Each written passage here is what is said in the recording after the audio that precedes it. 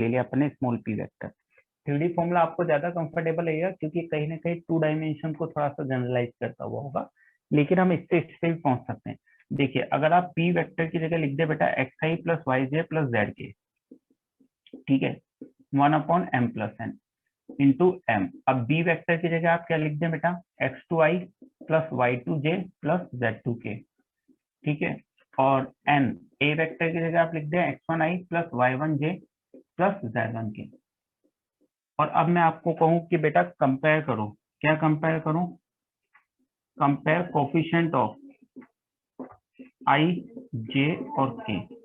तो क्या ये आ जाएगा बेटा, अगर आप i j k के कोफिशिएंट कंपेयर करें तो आ जाएगा भाई इधर i का कोफिशिएंट x, इधर अगर आप i का कोफिशिएंट निकालेंगे तो mx2 plus nx1 upon m plus n आएगा। तो कहीं ना कहीं जैसे ही आप ये वैल्यू पुट करके कंपेयर करेंगे तो आपको ये भी मिल जाएगा। तो आपके सामने ये लिखा हो चाहे ये लिखा हो, आपको दिमाग में ये चीज आ जानी चाहिए कि भाई इससे ये कैसे आया, ये वेक्टर पुट करके कंपेयर, ये वेक्टर, ये थ्री डी, ये बीच का। चलिए अब आप इसको लिख के डन बोले, फिर अपन सवाल करें।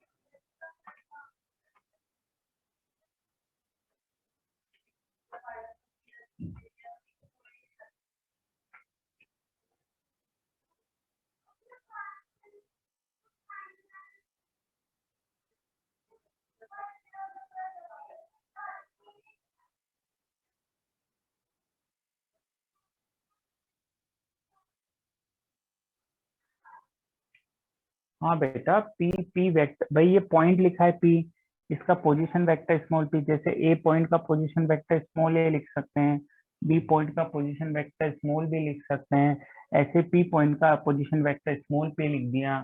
तो मैं स्मॉल पी को देखने में बार बार तकलीफ हो रही हो तो स्मॉल कुछ और लिख दो, A B C, small D लिख दो, ये स्मॉल डी लिख दो। तकलीफ हो रही है तो चेंज कर दो, नहीं हो रही है तो फिर स्मॉल पी रहने दो। और अब लिख लिया हो तो डन बोलो, थोड़े बहुत सवाल भी कर लें अपन, है ना।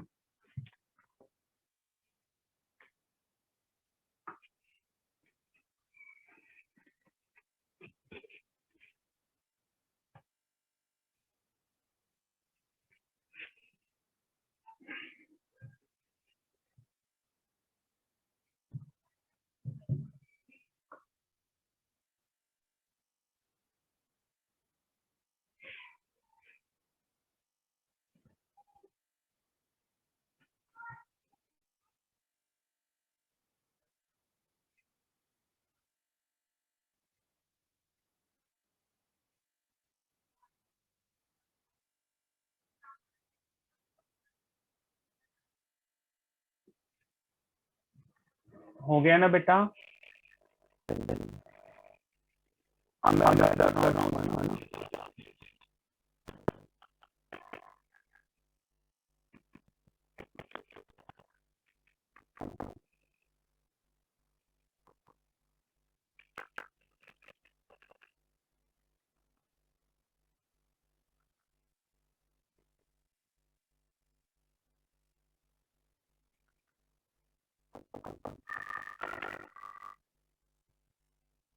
चलिए चलिए बेटा, क्वेश्चन लिखिए बेटा, फाइंड वेक्टर ऑफ मैग्नीट्यूड देखते, question number find vector of magnitude,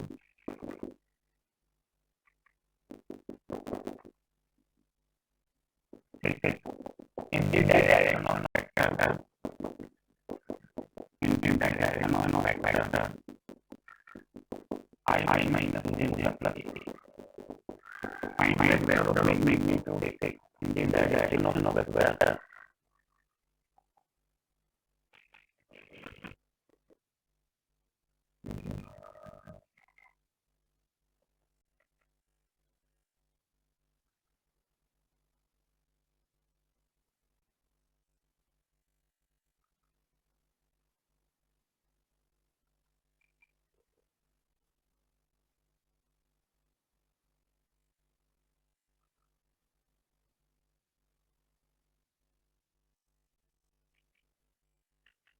आप आसान वाले की है।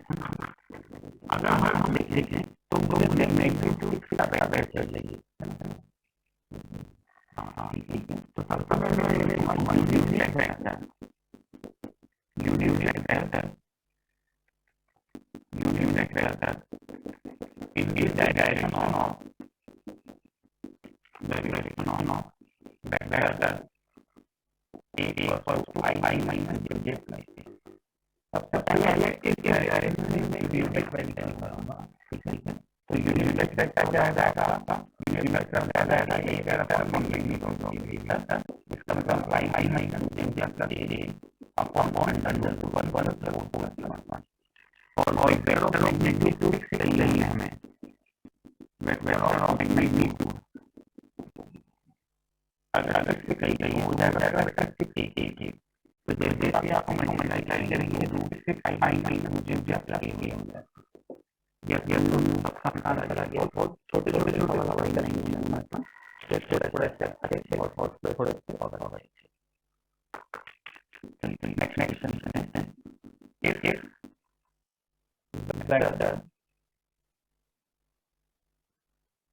if वेक्टर एक पर है x plus y minus x minus y ये वेक्टर प्लस ये vector and b equal to I plus j plus k I plus j plus 2k are parallel then I mind value of x and y। हम ये ले रहे हैं कि vector equal to this and b equal to this are parallel then I mind value of x and y are parallel then I mind value of x and y। हमने क्या करना है, x और y वैल्यू नहीं पता then I mind value of x and y then I mind value of x and y।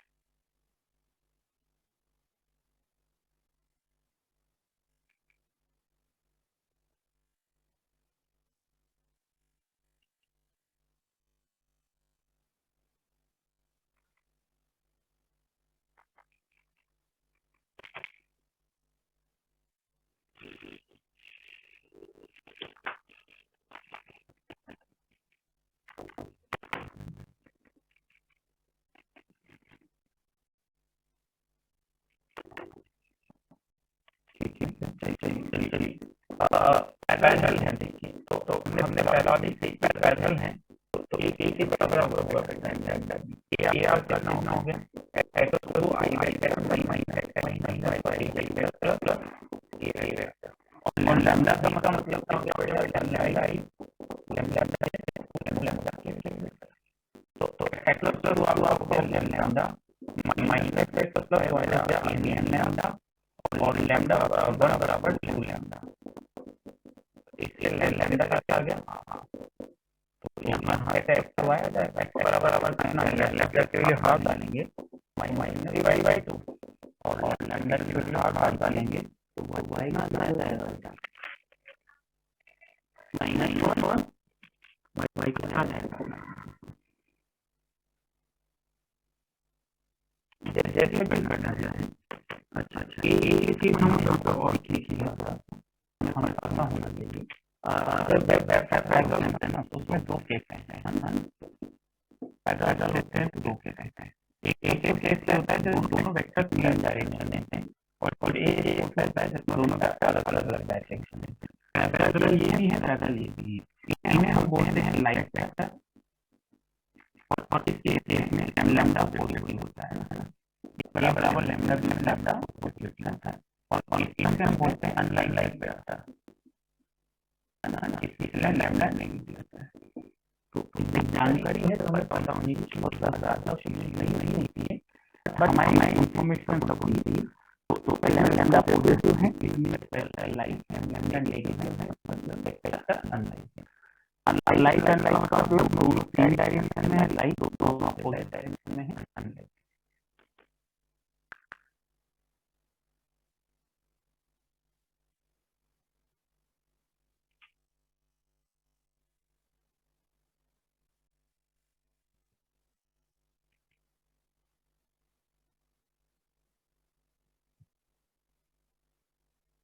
ठीक, अगला question है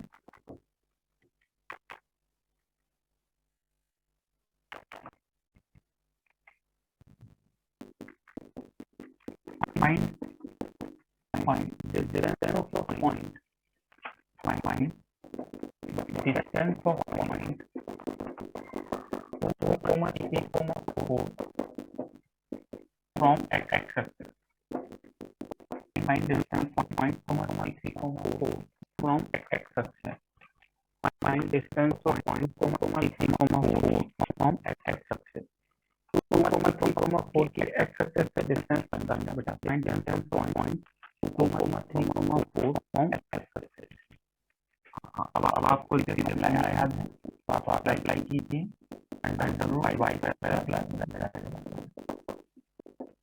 हमने कर लिया देखो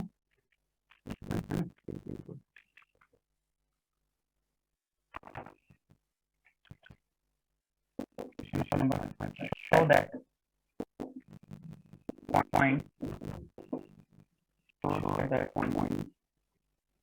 1,2,3 4,5,6 and -1,0,1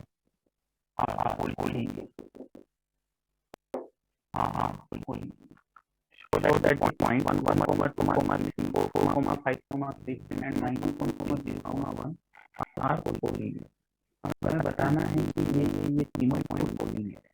अब देखिए अभी कैसे बता सकते हैं हम ये तीनों पॉइंट कोलिनियर है, कैसे बता सकते हैं ये तीनों पॉइंट कोलिनियर है। अभी देखो अभी तो ये वाला तो अभी नहीं कर सकते ना बेटा, क्योंकि अभी हमें वो कुछ नहीं पड़ा है। अभी सिर्फ हमें सेक्शन फॉर्मूला पता है, एरिया ऑफ ट्रायंगल अभी नहीं पढ़ा है में। अभी हम सिर्फ सेक्शन फॉर्मूले से बता सकते हैं।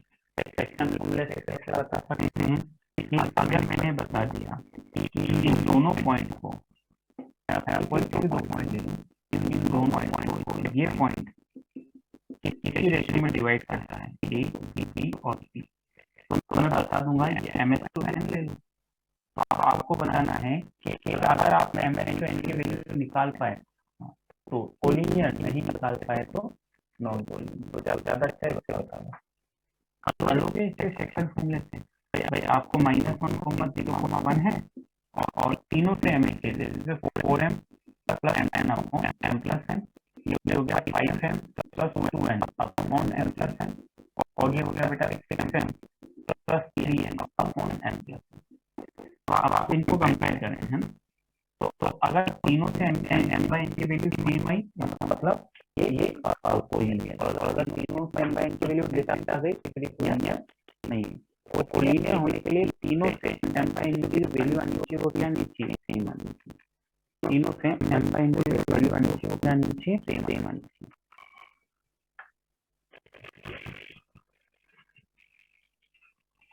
जल्दी निकाल के बताइए, कंफर्म करिए क्या ये वैल्यू बन रही है क्या आ रही है वो भी बताना।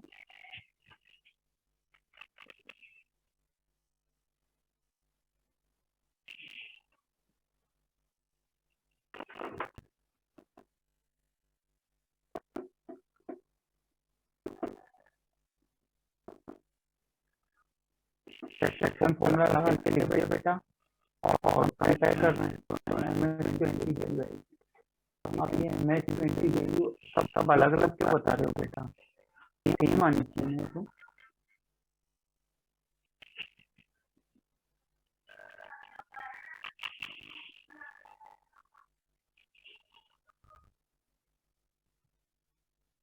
हमारी -2/6 आ रही है ना, तो -6 आ रहा होगा तो एक्सटर्नल डिवीजन होगा ना, ये इसके बीच में नहीं आएगा, बाहर की तरफ नहीं आएगा, इसलिए ऐसा हो रहा होगा। आगे सब आगे सेम अगले सवाल पे पढ़ूं या तो नो में बोलिए, आगे साल अगले सवाल पे पढ़ें।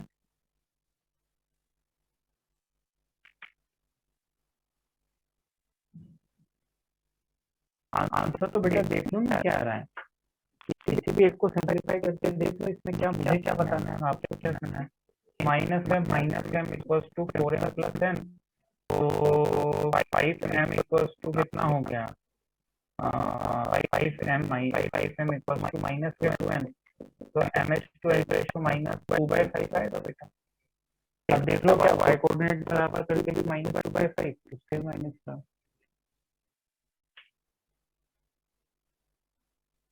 कंपैरिजन करेंगे ना तीनों को, इसको 0 के बराबर करो, y z कोऑर्डिनेट को 0 के बराबर करो, और इसका मतलब हो गया ना कि ये जो दोनों पॉइंट है, ये पॉइंट है इस लाइन सेगमेंट को 2:5 के रेशियो में एक्सटर्नली डिवाइडेड करता है।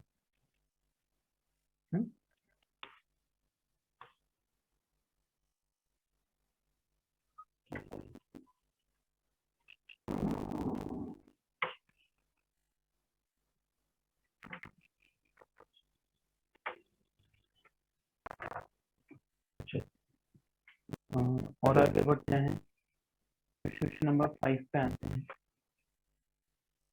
नेगेटिव मतलब ऐसा देखिए ना, आप लोग तो ऐसे पूछ रहे थे, यहाँ तो स्ट्रेट लाइन नहीं पड़ी हुई यार, स्ट्रेट लाइन पूरी भी पढ़ा दी, एक बार रिवाइज कर लो उसको, स्ट्रेट लाइन को। मेरे ख्याल से कुछ लोगों को तो स्ट्रेट लाइन को कुछ भी याद नहीं है भाई,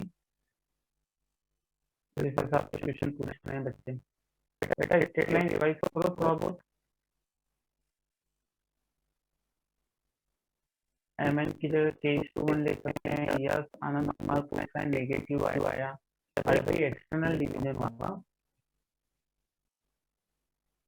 इसलिए आया है ना, ये तो याद होना चाहिए। If A B C D is a pentagon, next question लिखें, if A B C D E is a pentagon, if ABCDE is a pentagon, then find, if ABCD is a pentagon, then find sum of resultant forces, then find sum of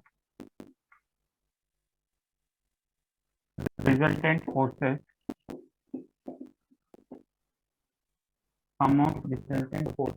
ABAE, AB, AE,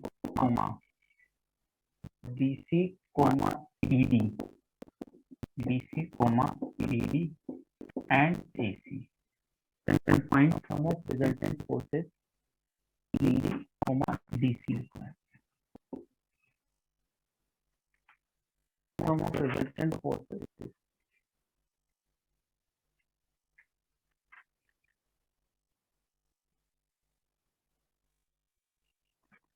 अरे भाई zero कहाँ से आ गया है, zero तो नहीं आता, अरे क्या फिजिक्स से डायरेक्ट आंसर लिख लेता भाई। नेक्स्ट का सवाल है, डायग्राम बना के सोल्व कर लो, फिर बताओ क्या आ रहा है क्या नहीं आ रहा।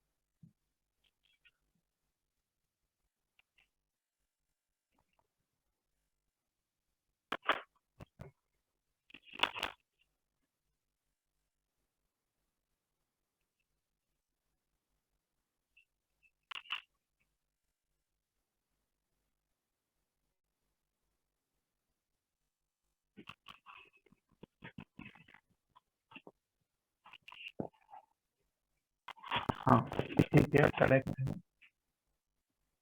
देखिए क्या आपको करना है, सीधा सा सवाल है, एक पेंटागन की बात करता है, ए बी सी डी ई, अब आपको इसका सम निकालना है, A B plus A plus B C plus E D plus. अब मैं देख रहा हूँ कि अगर मैं A B plus B C की बात करूँ तो A B plus B C कितना होता है, आई थिंक ए सी, ये A B plus B C कितना हो जाएगा ए सी। इसी तरह मैं बात करूँ बेटा ए ई और ई डी की, ये ए ई और ई डी, तो ए ई प्लस ई डी मेरे पास किसके बराबर हो जाएगा, ए डी है ना, ए ई प्लस ई डी मेरे पास किसके बराबर हो जाएगा, ई डी, और ये डी आ गया मेरे पास। अब इस A D plus D C की बात करो, ये ए डी और ये डी सी, तो ए डी और डी सी किसके बराबर हो जाएगा, again A C, then final answer 2ac। Yes और नो, यस और नो बोलेंगे तब अगला लिखेंगे अपन। तो सम ऑफ रिजल्टेंट फोर्सेस आ गया आपके पास 2ac, sum of resultant forces कितना जाएगा 2ac।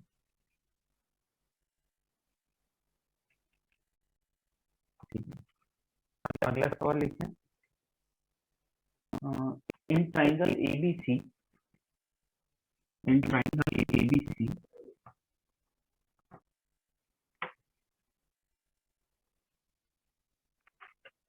In triangle ABC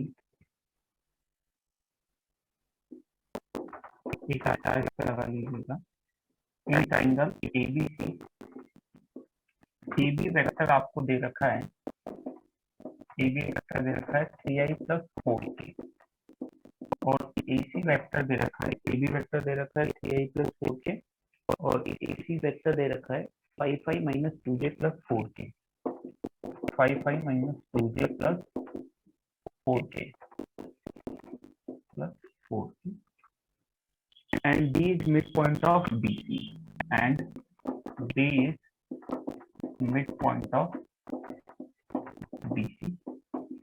Then find length of median AD. Then find length of median AD. तो आपको क्या करना है, मीडियन AD की लेंथ निकालनी है। Then find length of median AD. अब देखिए, चूंकि अपन वेक्टर 3D में पढ़ रहे हैं तो सवाल वो किसी भी फॉर्म में दे, हमें इतना समझ में आना चाहिए कि हम इसको कैसे भी जमा सकते हैं।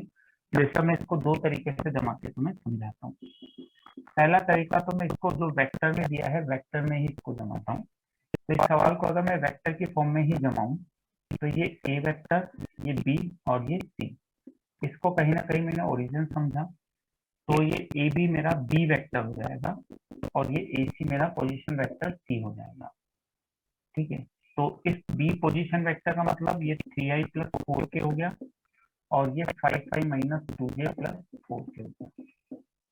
अब ये मीडियन की बात कर रहा है, तो मीडियन में देख पा रहा हूँ कि इसके मिड पॉइंट से पास होगा, तो इस मीडियन AD, तो D का पोजीशन वेक्टर क्या हो जाएगा, अगर ये A का पोजीशन वेक्टर है B का, तो D का पोजीशन वेक्टर कितना हो जाएगा, B प्लस सी अपॉन 2 पोजीशन वेक्टर D का।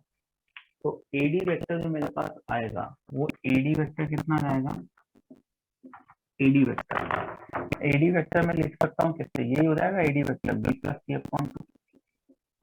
तो B प्लस सी अपॉन 2 करेंगे तो 4i minus j plus 4k, और लेंथ ऑफ मीडियन मतलब मैग्नीट्यूड ऑफ AD चाहिए, तो कितना हो जाएगा 16 प्लस 1 प्लस 16, तो कितना हो जाएगा √33। ये मैंने इस सवाल को किसमें जमाया, वेक्टर में। ये सवाल में मैंने किसमें जमाया, वेक्टर में। अब देखो, अब मैं इसी सवाल को 3D में जमाऊं, तो अगर मैं इसी सवाल को, क्योंकि हमें कंफर्टेबल रहना है, हम जिसमें कंफर्टेबल जमाएं, लेकिन आना दोनों चाहिए, सकता है सवाल हमें वेक्टर फॉर्म में आसान पड़े, तो उसका होता है सवाल हमें 3D फॉर्म में आसान पड़े, है ना। तो चलिए, अब अगर हम और आगे की बात करें, मैं अब 3D में जमा रहा हूँ, तो ध्यान से देखो, इसी सवाल को मैं 3D में जमा के करता, तो मैं इसको लिखता 0 0 0, तो B के कोऑर्डिनेट क्या हो जाते हैं बेटा 3 0 4, C के कोऑर्डिनेट क्या हो जाते हैं 5 माइनस 2 एंड 4। ठीक, अब मुझे पता है कि ये D क्या होता है, मिड पॉइंट, तो मिड पॉइंट कैसे निकाल लेता, वही section 3 plus 5 upon 2, 0 minus 2 upon 2 और 4 प्लस 4 अपॉन 2। तो डी के पोजीशन डी का वेक्टर का कोऑर्डिनेट आ जाता है मेरे पास 4 -1 4, और फिर मैं एडी डिस्टेंस किससे निकाल लेता, वही x2 minus x whole square plus y2 minus y1 का whole square plus z2 minus z1 का होल स्क्वायर। आंसर एक और बार मेरे पास कितना था, √33। बस ये मेरे लिखने का फर्क है। यहाँ इसी सवाल को मैंने 3D में लिखा, इसी सवाल को मैंने वेक्टर में लिखा। आप जब ये लिखें तो आपके दिमाग में ये बात होनी चाहिए, जब आप ये लिखें तो आपके दिमाग में ये बात होनी चाहिए। अब इसको लिख के डन बोलो, फिर हम अगले सवाल पर जाएं।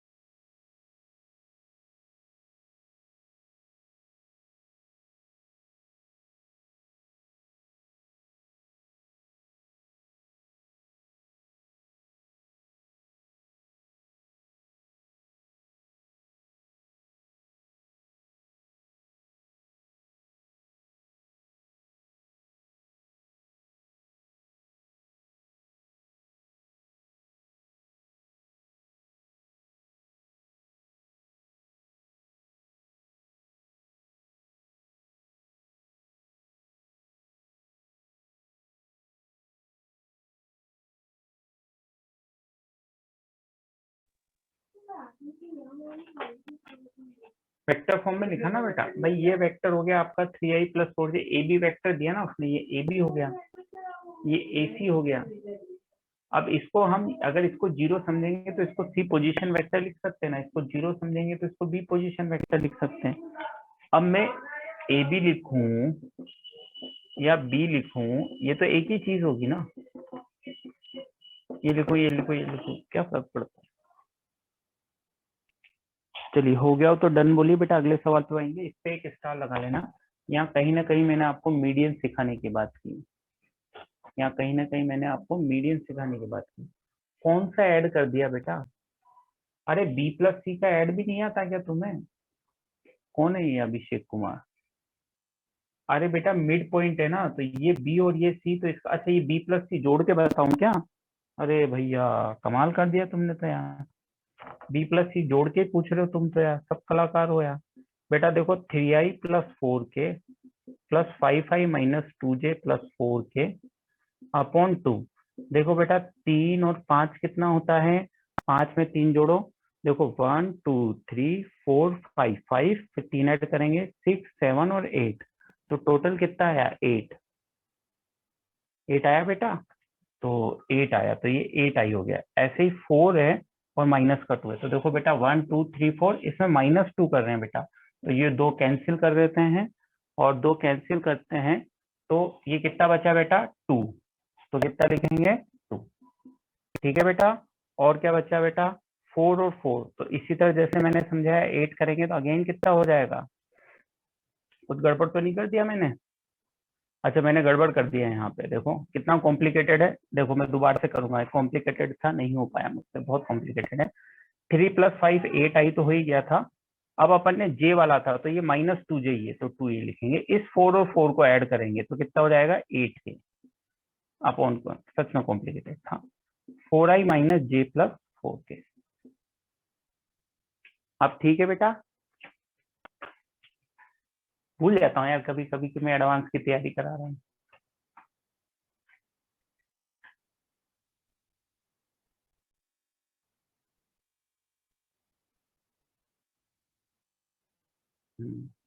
अच्छा वो तुम लोग याद दिला देते हो।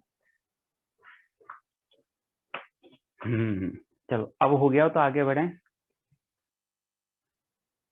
सर ये पूछ रहा था कि फॉर्मूला कैसे आता है, कौन सा फॉर्मूला पूछ रहे हो बेटा, तुमने इतनी तो मेहनत करवा दी, अब तुम कह रहे हो कि मैं फॉर्मूला पूछ रहा था, कौन सा फॉर्मूला पूछ रहे थे यार? अच्छा अभिषेक, सिंपल अभिषेक, अच्छा B + C/2, अच्छा। अरे भाई ये तो मिड पॉइंट है ना बेटा, मिड पॉइंट नहीं पढ़ा क्या, A + B/ मिड पॉइंट, ये मिड पॉइंट नहीं निकालते क्या, this + this/2, तो मिड पॉइंट A + B/2 हो गया ना, इसमें कौन सा फॉर्मूला लगा दिया भाई, मिड पॉइंट A + B/2। अच्छा ये पूछ रहे थे तुमने, खाली के लिए यार इतना सब कुछ ऐड करवा दिया यार।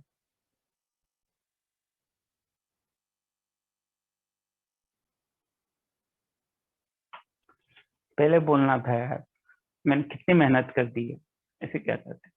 चलो हो गया, अब हो गया सबका, हटा दो इसको।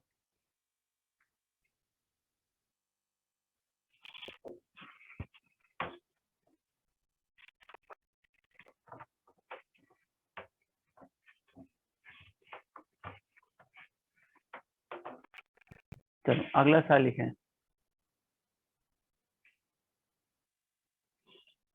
क्वेश्चन नंबर 6 लिखे, क्या लिख रहे हो यार?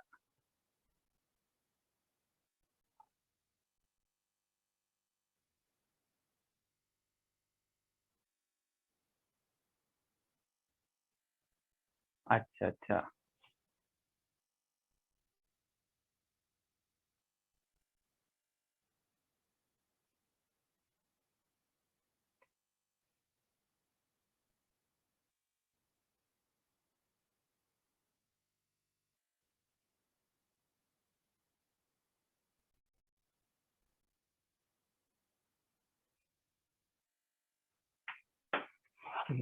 इसमें आ जाते हैं क्वेश्चन नंबर 6 में, 7 है, क्वेश्चन नंबर 7 पे आ जाओ।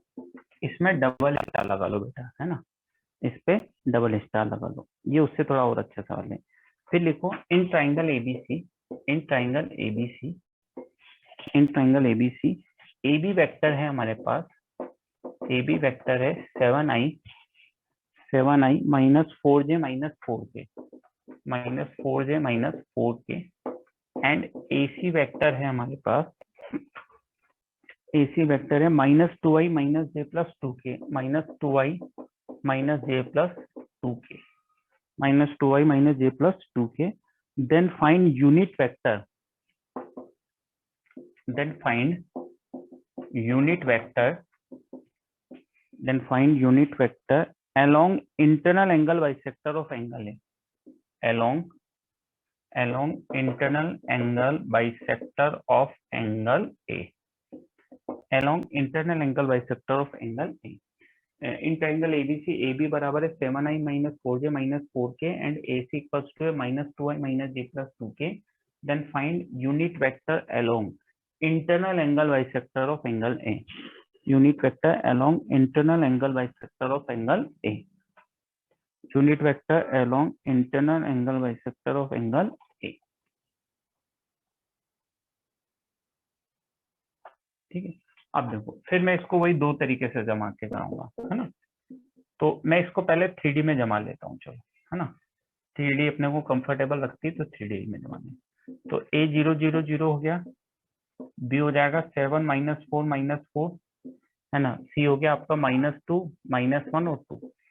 अब अगर आपको थोड़ा बहुत याद आता हो तो इंटर एंगल बाइसेक्टर हमने पढ़ा था 3D में कि अगर ये साइड C है ये साइड B है तो ये इसको CS/B के रेशियो में डिवाइड करने वाले पॉइंट से पास होता है, यस और नो? ये इसको CS/B के रेशियो में डिवाइड करने वाले पॉइंट से पास होता है। तो निकालो, इससे निकालो, इसको करो, देखना करो फटाफट। ये डिस्टेंस निकाल सकते हो, ये डिस्टेंस वही √x2 y2 z2, तो ये 3 आ गई। ये डिस्टेंस निकाल लो, सेक्शन फॉर्मूले से डी के कोऑर्डिनेट निकाल लो। चलो पूरा करो इसको, सेक्शन फॉर्मूले से डी के कोऑर्डिनेट निकाल लो। चलो 3D में इसको जमाया मैंने, इससे कंप्लीट करने की कोशिश करो, फिर मैं वेक्टर में बताऊंगा।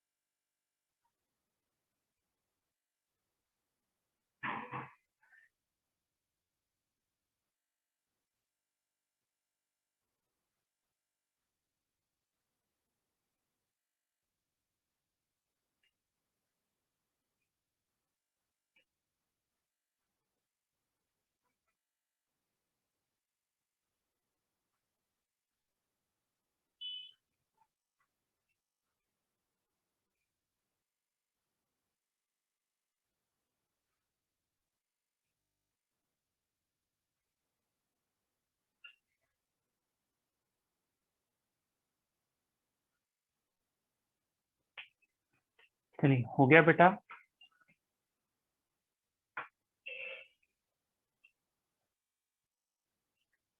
हाँ, तो अब जैसे ये आप निकालोगे तो ये 9 आएगा, तो कहीं ना कहीं आप इस रेशियो को आप चाहें तो 3:1 भी लिख सकते हैं। भाई C/B का रेशियो है तो आप 3:1 भी लिख सकते हैं या 9:3 भी लिख सकते हैं। तो अगर सेक्शन फॉर्मूला लगा के देखें, इसके डी के कोऑर्डिनेट कितने आ रहे हैं, सेक्शन फॉर्मूला लगा के देखें तो इसके कोऑर्डिनेट आ जाएंगे 1/4 -7/4 और 1/2। यस और नो, आ रहे हैं नहीं आ रहे हैं सेक्शन फॉर्मूले से सबके?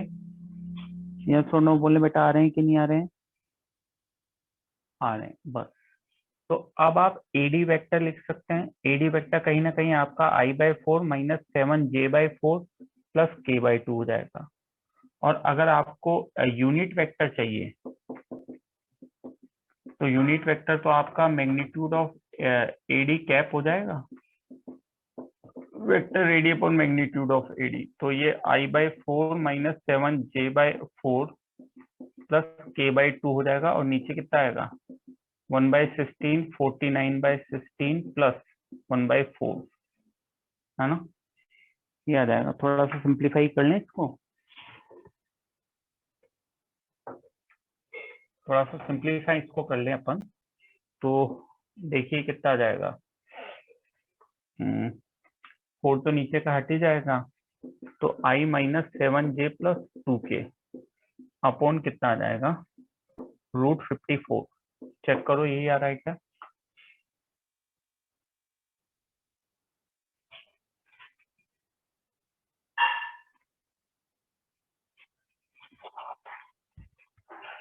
आ रहा है, सबका आ रहा है?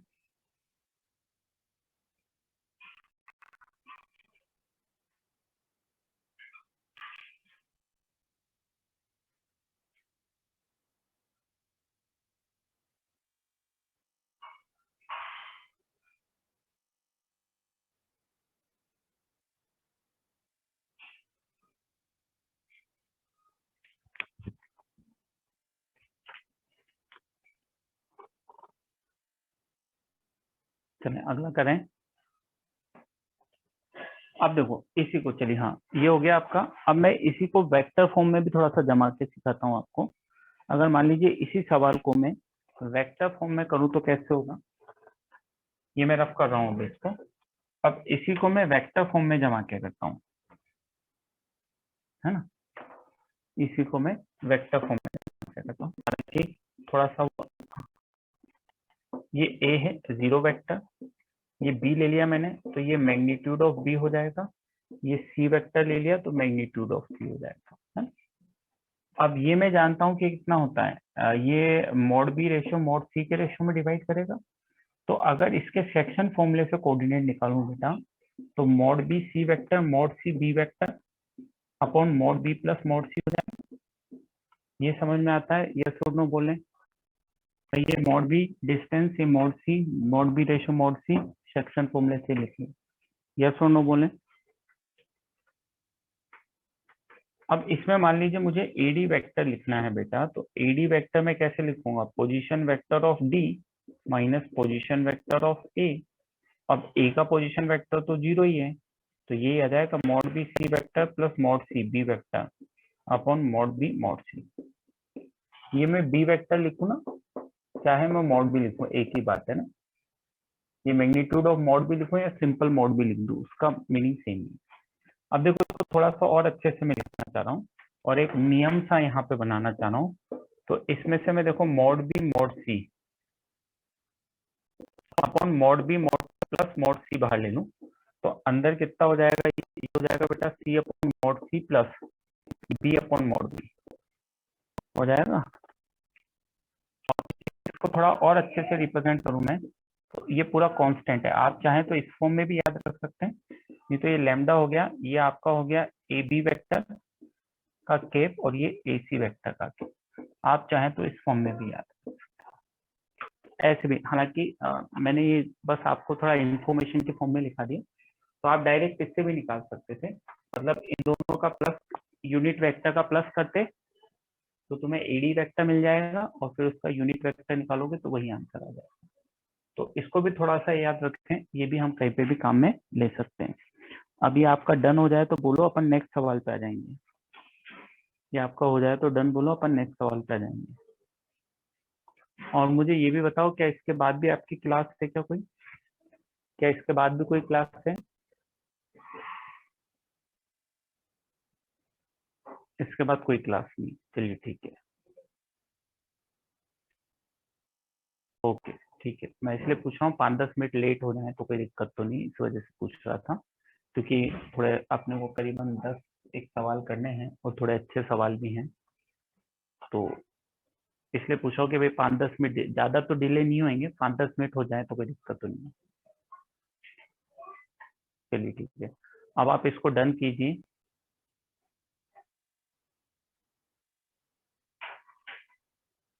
ठीक है, अगले सवाल पे आते हैं हम। अच्छा, 5th नंबर पे एक स्टार लगा लिया आप, 6 नंबर 5th 6 पे एक स्टार लगाना है, 7 पे 2 स्टार लगाने हैं, है ना।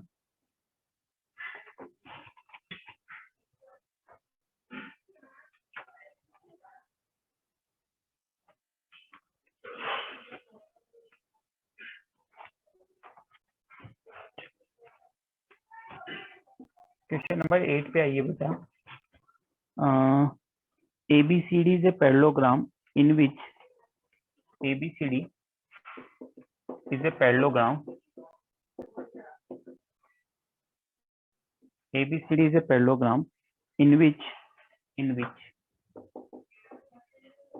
ABCD is a parallelogram in which position vector of point A, B, C are A vector, B vector, C vector respectively.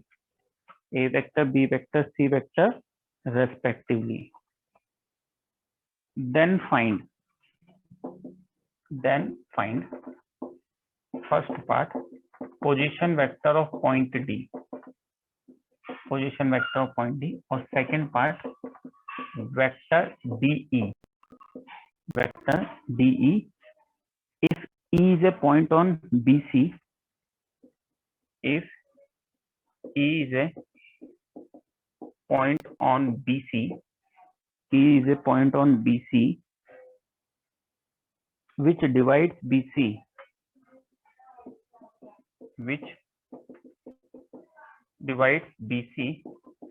in 2:1, which divides BC in 2:1 internally.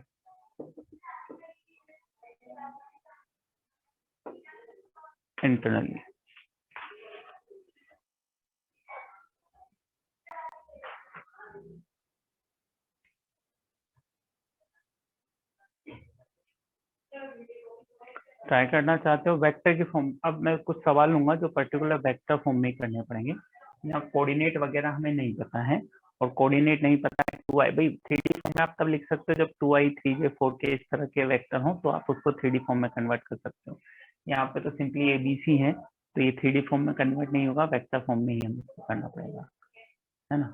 2 minute रुकता हूँ।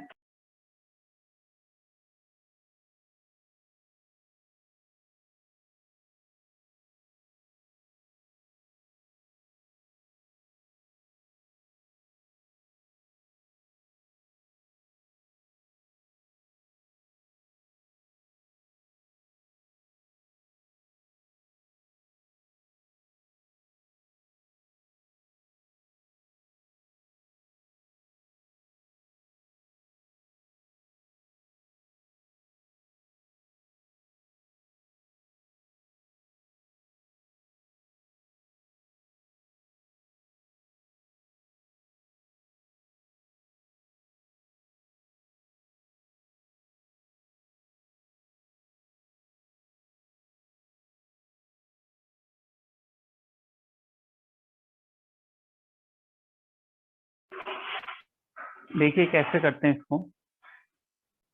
नहीं, वही तो निकालना है ना, position vector of point D. चलिए सवाल तो लिख लिया आपने।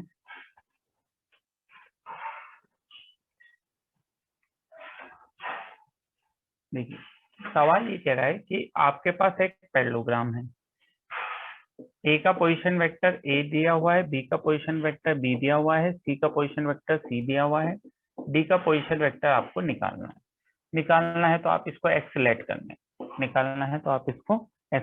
है, अब कैसे निकालेंगे भाई, बहुत आसान है। एक जानकारी मैं जानता हूं कि अगर ये पैरेललोग्राम है तो डायगोनल बाइसेक्ट ईच अदर, तो डायगोनल बाइसेक्ट ईच अदर, तो मैं मिड पॉइंट निकाल लूं a प्लस सी अपॉन 2 इसका और b प्लस एक्स अपॉन 2 इसका, तो ये दोनों सेम होंगे, और ये दोनों सेम होंगे तो a प्लस सी किसके बराबर होगा, b प्लस एक्स। तो पोजीशन वेक्टर ऑफ एक्स आ गया ना, a plus c minus b. बस ये आंसर हो गया आपका, ये फर्स्ट पार्ट का आंसर हो गया। पोजीशन वेक्टर ऑफ डी, इन दोनों का मिड पॉइंट हमने बराबर किया, बस इन टर्म्स ऑफ एबीसी। फिर थोड़ा सा और आगे चलते हैं। सेकंड पार्ट में क्या कह रहा है, E is a point on BC, तो BC पे एक पॉइंट लो E, जो इसको 2:1 के रेशियो में इंटरनली डिवाइड कर रहा है। तो अगर ये इसको 2:1 के रेशियो में इंटरनली डिवाइडेड कर रहा है तो इसके कोऑर्डिनेट क्या लिख सकते हैं, सेक्शन फॉर्मूले से इसके कोऑर्डिनेट क्या लिखूंगा, b plus 2c upon 3। Yes और नो बोलें, ये पॉइंट लिखा है समझ में आता है। इन दोनों पॉइंट को 2:1 के रेशियो में इंटरनली डिवाइडेड करने वाले पॉइंट का कोऑर्डिनेट। यस और नो बोले बेटा, ये समझ में आता है, सेक्शन फॉर्मूले से हमने लिख दिया। बस अब आपको क्या चाहिए, डीई वेक्टर चाहिए, तो डी वेक्टर क्या होगा, position vector of e minus position vector of b. Position vector of e b plus 2c/3, और ये कितना हो गया, a plus c minus b. बस एल्शियम लेते जाओ, तो ये 3 तो आ ही गया, b माइनस 3b, तो आई थिंक 4 भी हो जाएगा। ठीक है, और 2c यहाँ पे -3 होगा तो -c हो जाएगा, और माइनस के 3a हो जाएगा। देखो ये आ रहा है क्या, आंसर चेक कर लो एक बार, आसानी से निकाल लिया।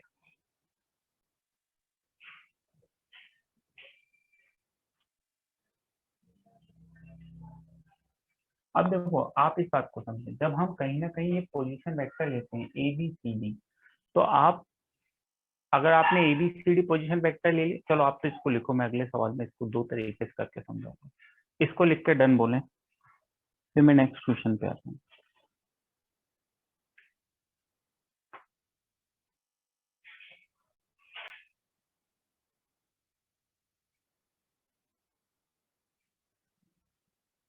हो गया, तब कर दो इसको।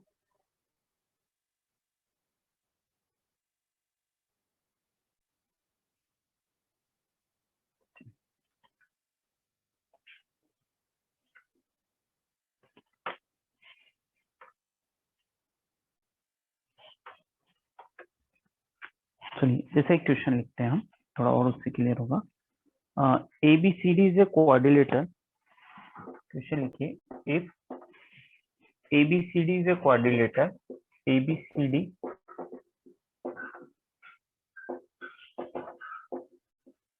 coordinator, ABCD is a coordinator, and in which, yeah, and लिख सकते हैं, and E, F are midpoints of AC and BD respectively. E, F are midpoints of AC and BD respectively. Then prove that.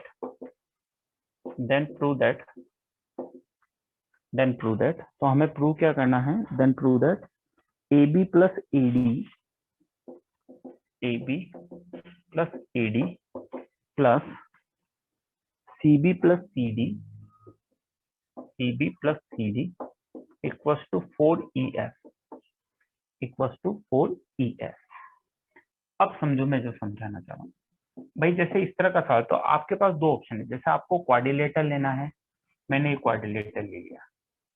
अब आप सवाल को आगे ऐसे भी ले जा सकते हो कि आपने ए का पोजीशन वेक्टर ए ले लिया, आपने बी का पोजीशन वेक्टर बी ले लिया, आपने सी का पोजीशन वेक्टर सी ले लिया, और आपने डी का पोजीशन वेक्टर डी ले लिया। तो अगर आपने चारों के position vector a B C d ले लिए, तो कहीं ना कहीं एक ओरिजिन होगा, ये सारे उससे जुड़े रहे होंगे और पोजीशन वेक्टर बन रहा होगा, है ना। और आप चाहते तो आप इसमें भी कैलकुलेशन को आगे ले जा सकते हैं, इससे भी प्रूव कर सकते हैं, और आप चाहें तो अपनी सहूलियत के हिसाब से ऐसे भी ले सकते हैं कि जैसे ये क्वाड्रिलेटरल है, ए है, बी है, सी है, डी है, तो इसका पोजीशन वेक्टर जैसे आपने ए वेक्टर ले लिया, इसका बी वेक्टर ले लिया, इसका सी वेक्टर ले लिया, आप इसको डी वेक्टर को 0 ले लो, तो इसी के रेस्पेक्ट में पोजीशन वेक्टर बन जाएंगे। आंसर में कोई फर्क नहीं पड़ेगा, प्रूफ में कोई फर्क नहीं पड़ेगा, वो सब कुछ सेम होगा। आप एक को 0 ले लो तो ये 3 हो गए, आप ABCD ले लो तो 0 कहीं और हो जाएगा, है ना। उससे कोई फर्क नहीं पड़ेगा, आप किसी को भी सोल्व कर लेना, है ना, वो अपने आप बन जाते हैं। अब जैसे आप इसको लेके चल रहे हैं तो भी कोई दिक्कत नहीं। अब E और F क्या है, मिड पॉइंट है AC और BD के, तो इसका मिड पॉइंट E होगा तो वो A+C/2 हो जाएगा, इसका मिड पॉइंट F होगा तो वो B/2 हो जाएगा। तो अब आपको 2 चीज निकालनी है, एक तो EF वेक्टर निकालना है, तो EF क्या होगा, position vector of E minus position vector of F। तो पोजीशन वेक्टर ऑफ E क्या है, A+C/2 माइनस B/2, तो ये हो गया A+C माइनस B/2। अब आपको क्या निकालना है, एक वो भी तो निकालना है, कौन सा निकालना है, AB plus AD plus CB plus CD, इसको निकालना है। AB मतलब B माइनस A हो गया, AD मतलब D माइनस, तो D तो 0 है, माइनस ए, तो ए हो गया, सी बी, बी माइनस सी हो गया, बी माइनस सी हो गया, सी डी कितना हो गया, डी माइनस सी हो गया। तो आप देखेंगे कि ये कितना आएगा, twice of B minus A minus C आ गया। तो आप देखेंगे ये आ जाएगा। अगर इसको 4 से मल्टीप्लाई कर दूंगा मैं, तो इसको 4 ऑफ ई एफ लिख सकता हूँ, बिल्कुल लिख सकता हूँ।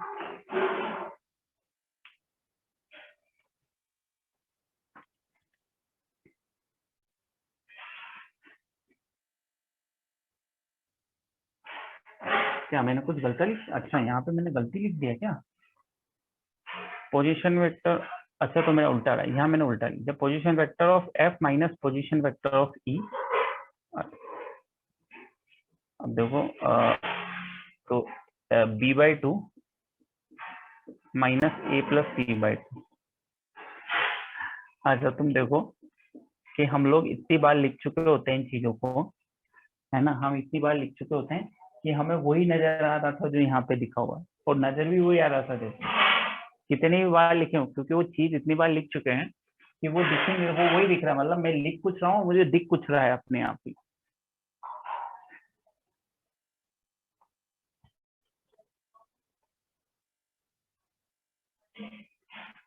अच्छा अब आप देखिए मेरी बात को, आप इससे भी इसको प्रूव कीजिएगा, जो मैंने एबीसीडी लिए हैं आप इससे भी इसको प्रूव कीजिएगा, है ना, आप इससे भी इसको प्रूव कीजिएगा और देखिएगा सेम करना। देखो आलस मत करना बेटा, आलस करोगे तो चीजों को सीखोगे नहीं। तो आप इससे भी इसको एज इट इज करके देखना, ठीक है, इससे भी इसको एज इट इज करके देखना।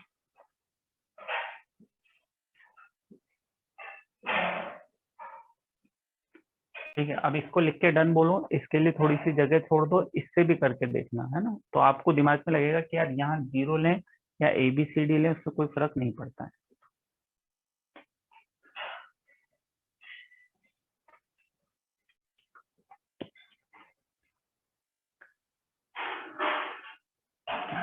हटा दो इसको, ठीक है, हाँ कोई सा भी कर सकते हैं बेटा।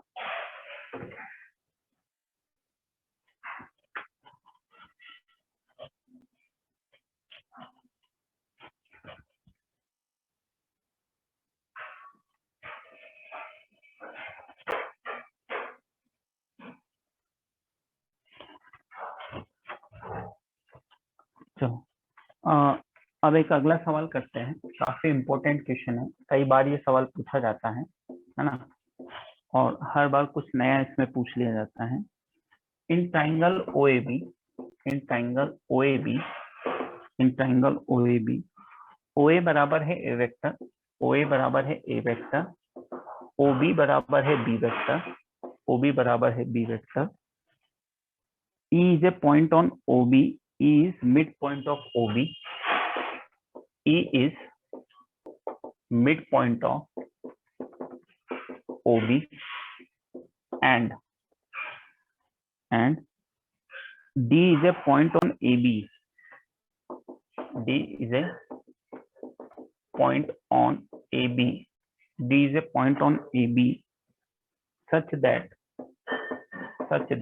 AD बराबर है 2 BD, AB बराबर है 2 BD या DB, इससे कोई फर्क नहीं पड़ेगा, AB बराबर है 2 BD, ठीक है। अब लिख रहे हैं if OD and DE, OD and AE, if OD and AE intersect at point P, then find first position vector of point P, second OP ratio PD, third area of PEBD,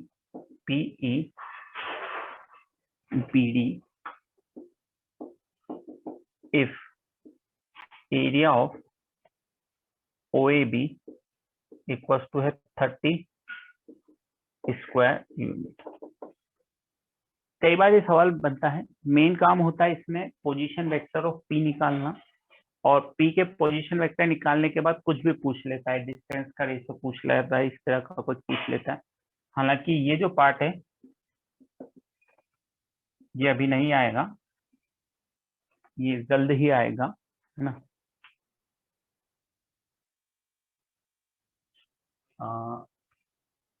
OA बराबर है OB बराबर B, E is midpoint of OB and D is a point on AB such that AD बराबर 2 dB.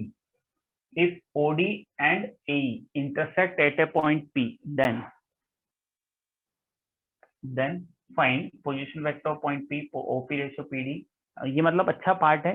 तो ऐसे वो नहीं होता, जैसे कई बार एड वैड करना होता है, कोई अच्छी सी मूवी आ रही है फिल्म की, तो चैनल वाले क्या करते हैं, अच्छी सी मूवी आ रही है तो हफ्ते 10 दिन पहले से ही ट्रेलर बता के कहने लग जाते हैं coming soon coming soon coming soon, है ना। तो वैसे अपना भी अच्छा सवाल है, तो अपन थोड़ा सा पहले से ऐड कर रहे हैं इसका, क्योंकि जल्द ही ये सवाल आने वाला है ना, जल्द ही ये सवाल आने वाला है।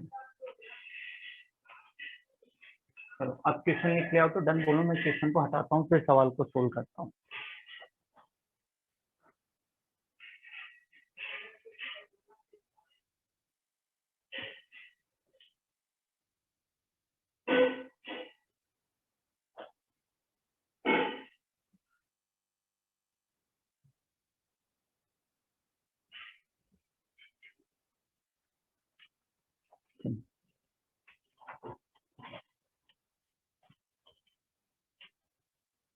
देखो आपको कुछ नहीं करना है, जैसे जैसे कह रहा है वैसे वैसे करते जाओ। तो कैसे कैसे कह रहा है, कैसे कैसे करते जाते हैं वो देखो। जैसे जैसे वो कह रहा है वैसे वैसे कर लो, ज्यादा दिमाग कुछ मत लगाओ। ये कह रहा है कि ओ ए बी एक ट्राइंगल है, ठीक है भाई, ओ ए बी एक ट्राइंगल है, ओ ए बी। इसका पोजीशन वेक्टर उसने ए बताया, इसका पोजीशन वेक्टर उसने बी बताया, ठीक है। अब वो कह रहा है कि E is a mid point of O B. तो अगर ये इसका ओरिजिन का ओरिजिन ही हो गया, अगर ये इसका मिड पॉइंट है तो हम देख सकते हैं इसके पोजीशन वेक्टर हो जाएंगे बी बाई टू, यस और no, 0 plus b by two, b by to.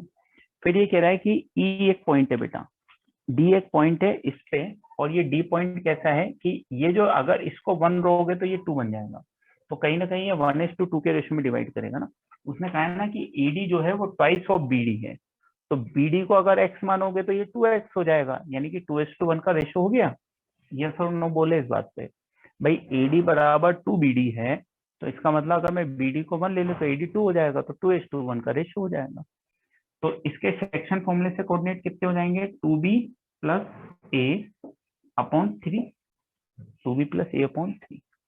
अब ये क्या कह रहा है, ये कह रहा है कि ये जो एडी है तुम्हारा, ओडी जो है, और ये जो एई है, ये कहाँ पे इंटरसेक्ट कर रहे हैं बेटा, पी पे। बस इस पी को निकालना ही एक काम है, बाकी सवाल एकदम आसान है। तो पी को कैसे निकालना है वो समझो। भाई ये पी इस पे भी लाई करेगा, इस पे भी लाई करेगा, तो हम क्या मान लेते हैं कि भाई पी इसको लैम्डा रेशियो 1 के रेशियो में डिवाइड करता है और इसको म्यू रेशियो 1 के रेशियो में डिवाइड करता है। तो इस पॉइंट पी के लिए समझना, फॉर पॉइंट पी, ध्यान से समझना, फॉर पॉइंट पी अगर मैं इसका सेक्शन फॉर्मूला लगाऊं तो देखो कितना होगा, lambda into b by two plus 1 into a upon lambda plus 1। और अगर मैं इधर से सेक्शन फॉर्मूला लगाऊं बेटा, तो mu into 2b plus A upon 3 plus 1 into 0 upon mu plus 1। Yes और नो बोले इसके लिए एक बार। ये बात समझ में आई कि नहीं आई। मैंने मान लिया कि ये पीस को λ/1 के रेशो में और इसको μ/1 के रेशो में डिवाइड करता है। तो एक बार सेक्शन फॉर्मूले से ये लिखा, दूसरी तरफ सेक्शन फॉर्मूले से ये लिख दिया, बस काम खत्म। अब तो क्या करना है, ए बी के कोफिशिएंट को कंपेयर करूंगा, लैम्डा में 2 रिलेशन आ जाएंगे।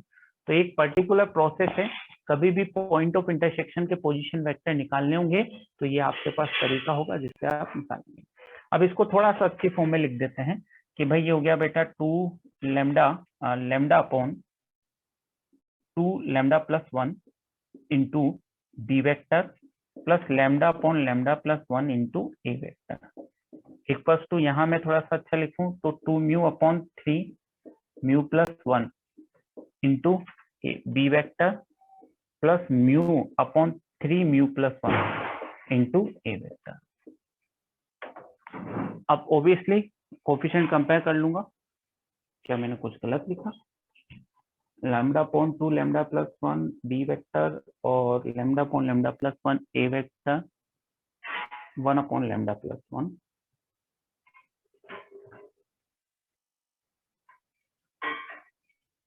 अच्छा 1 अपॉन लैम्डा प्लस 1, ठीक है ठीक है ठीक है, 1 अपॉन लैम्डा प्लस 1 और 2 म्यू अपॉन दिस म्यू। अब ठीक है ना। अब बस दोनों तरफ कोफिशिएंट कंपेयर कर लूं तो देखो लैम्डा म्यू में कितने रिलेशन आ जाएंगे। लैम्डा अपॉन 2 लैम्डा प्लस 1 किसके बराबर आ गया, 2 mu upon 3 mu plus 1 and 1 upon lambda plus 1 किसके बराबर आ गया, म्यू अपॉन 3 म्यू प्लस 1।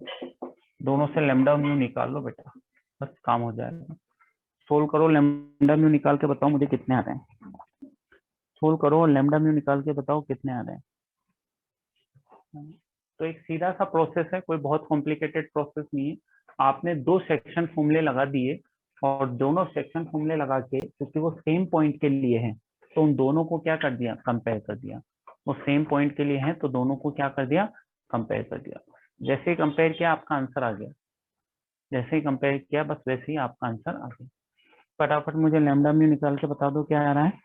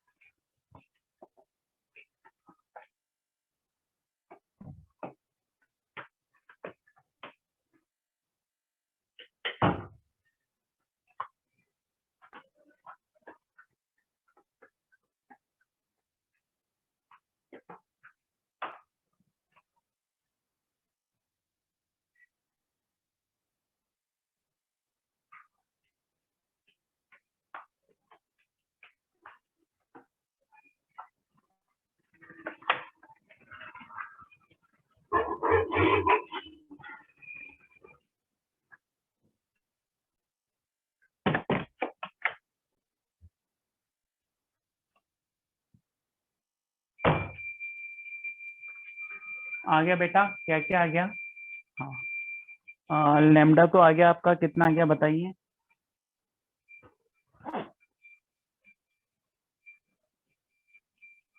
4 और 3/2 आ गया, लैम्डा 4 आ गया, ठीक है। तो लैम्डा आपका आ रहा है 4, म्यू आ रहा है 3/2। आ गया ये? सबका आ गया, बस तो अब तो काम हो गया अपना। अब तो आपको क्या पूछा है, अगर आपको पी पॉइंट के कोऑर्डिनेट पूछे हैं बेटा, तो पी पॉइंट के लिए आप किसी में भी डाल दीजिए, या तो म्यू की वैल्यू डाल दीजिए या तो फिर लैम्डा की वैल्यू डाल दीजिए। लैम्डा की वैल्यू 4 डाल दीजिए यहाँ पे, तो आपको सीधे सीधे नजर आएंगे लैम्डा की वैल्यू डालते ही 4 into बी/2 plus A upon 4 plus 1। तो पी का पोजिशन वेक्टर आ गया बेटा आपके पास 2b प्लस ए अपॉन 5। अब सेकेंड क्लास में तो ओपी रेशो पीडी पूछा है। चलिए तो ओपी रेशो पीडी तो आपका डायरेक्ट ही निकल गया, आपको कुछ भी नहीं करना पड़ा। ओपी रेशो पीडी तो आप लिख ही रहे हो कि ये कितना है, μ/1 है, तो ये 3:2 हो जाएगा, 3/2 हो जाएगा, 3:2 लिख देंगे इसको। तो इस तरह आप पॉइंट ऑफ इंटरसेक्शन के पोजीशन वेक्टर निकाल सकते हो, पॉइंट ऑफ इंटरसेक्शन के पोजीशन वेक्टर निकाल सकते हो। अब सबका हो गया तो डन बोलो बेटा। एक सवाल और दे देता हूँ इसमें का, जिसको मैं थोड़ा सा समझा दूंगा, फिर पूरा आप घर पे कर सकते हैं, है ना।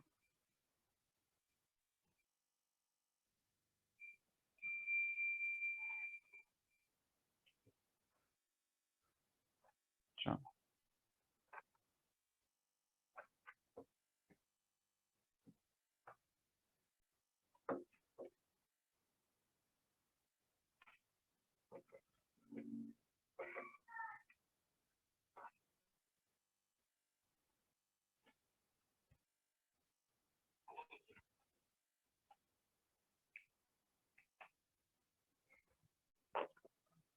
चलिए तो सवाल कर लेते हैं एक और।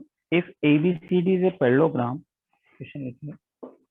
If ABCD is a parallelogram,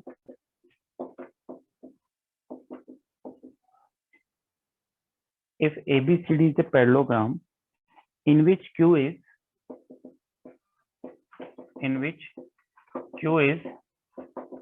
midpoint of BC, in which Q is midpoint of CD, in which Q is midpoint of CD, Q is midpoint of CD, then show that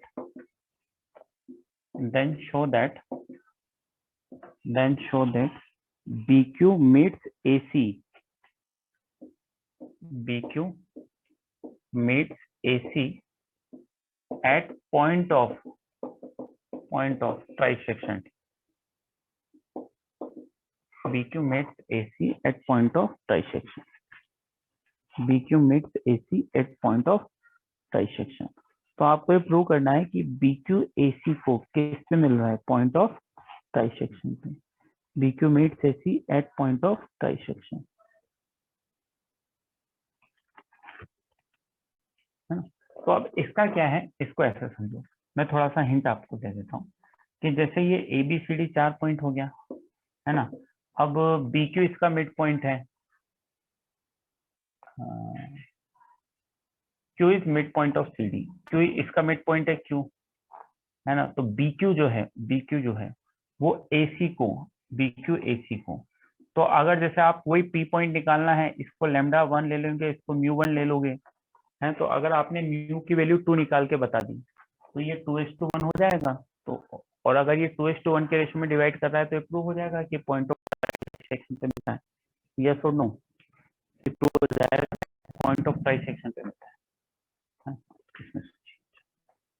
तो यहीं तक है, इस पे आप सोचिएगा, नहीं तो इसको भी मैं अगली क्लास में कराऊंगा। अब होमवर्क में आप लिख लीजिए क्या करके लाएंगे।